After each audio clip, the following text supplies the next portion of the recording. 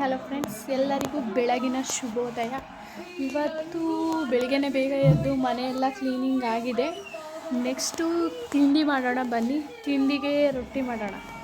ಇಷ್ಟು ರೊಟ್ಟಿ ಹಿಟ್ಟನ್ನ ತೊಗೊಂಡಿದ್ದೀನಿ. ಇದಕ್ಕೆ ರುಚಿಗೆ ತಕ್ಕಷ್ಟು ಉಪ್ಪು ಹಾಕೊಳ್ಳಿ, ಎಷ್ಟು ನೋಡಿ. ನೆಕ್ಸ್ಟು ಬಿಸಿನೀರಲ್ಲಿ ಕಲಸೋದ್ರಿಂದ ಏನಾಗುತ್ತೆ ಅಂತ ಅಂದರೆ ಸ್ಮೂತಾಗಿ ರೊಟ್ಟಿ ಮೆತ್ತಗೆ ತಿನ್ಬೋದು, ಆ ಥರ ಇರುತ್ತೆ. ಅದಕ್ಕೆ ಬಿಸಿನೀರು ಹಾಕಿ ಕಲಿಸ್ಕೊತೀನಿ ನಾನು.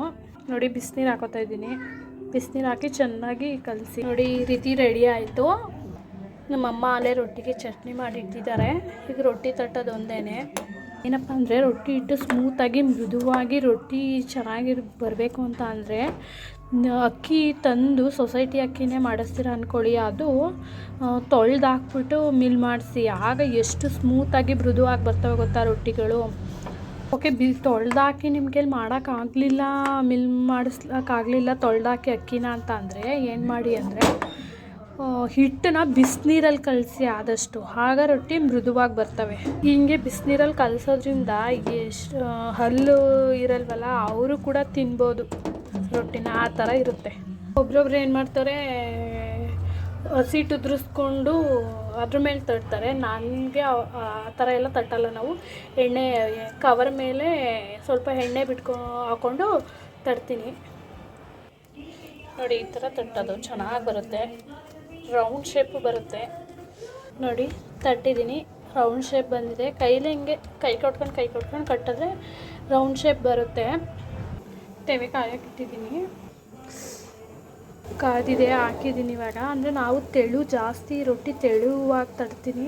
ಒಬ್ರೊಬ್ರು ಮಂದ ತಟ್ತಾರೆ, ಒಬ್ರೊಬ್ರಿಗೆ ಮಂದ ತಟ್ಟೋದು ಇಷ್ಟ, ಒಬ್ರೊಬ್ರಿಗೆ ತೆಳು ಇಷ್ಟ. ನಮ್ಮನೆ ಜನಕ್ಕೆಲ್ಲ ತೆಳುಗಿರಬೇಕು ನೋಡಿ. ಸ್ವಲ್ಪ ನೀರು ಹಾಕ್ಕೊಂಡು ಹಿಂಗೆ ಸವರ್ಕೋಬೇಕು ಕ್ಲೀನಾಗಿ ನೋಡಿ. ಎಷ್ಟು ಮೃದುವಾಗಿ ಚೆನ್ನಾಗಿ ಬರುತ್ತೆ ಅಂತ ಅಂದರೆ ಹಿಂಗೆ ಸುತ್ತ ಹಿಂಗೆ ಹಾಕಿ ಸೈಡಲ್ಲೆಲ್ಲ ಬೇಯಿಸ್ಕೋಬೇಕು.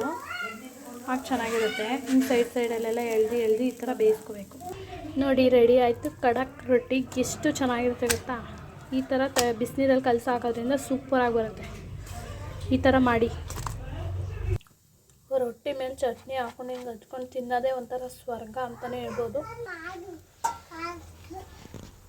ಆಯಿತು, ವಾರ ಕೂಡ ನಮ್ಮಮ್ಮ ಮುಗಿಸಿದ್ದಾರೆ. ಶನಿವಾರದ ವಾರನೂ ಕೂಡ ಆಯಿತು. ಹಾಗೆ ಇವತ್ತು ಶನಿವಾರ ನಮ್ಮೂರಿನಲ್ಲಿ ಡಾಂಬರವನ್ನೆಲ್ಲ ಎಲ್ಲೆಲ್ಲಿ ಕಿತ್ತೋಗಿದ್ದಾವೆ ಎಲ್ಲ ಹಾಕೋಕ್ಕೆ ಬಂದಿದ್ದರು.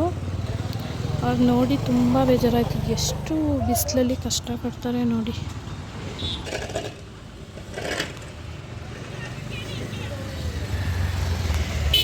ಈ ಉರಿ ಬಿಸಿಲಲ್ಲಿ ಮನೆ ಒಳಗಿರೋದೇ ಕಷ್ಟ, ಅದರಲ್ಲಿ ಹೊರಗಡೆ ಕೆಲಸ ತುಂಬಾ ಕಷ್ಟ.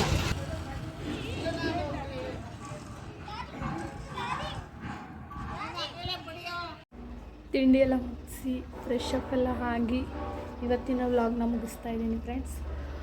ಈ ವಿಡಿಯೋ ನಿಮಗೆ ಇಷ್ಟ ಆಗಿದರೆ ಲೈಕ್ ಮಾಡಿ, ಶೇರ್ ಮಾಡಿ, ಕಮೆಂಟ್ ಮಾಡಿ, ಪ್ಲೀಸ್ ಸಬ್ಸ್ಕ್ರೈಬ್ ಮಾಡಿ ಅಂತ ಕೇಳ್ಕೊತೀನಿ.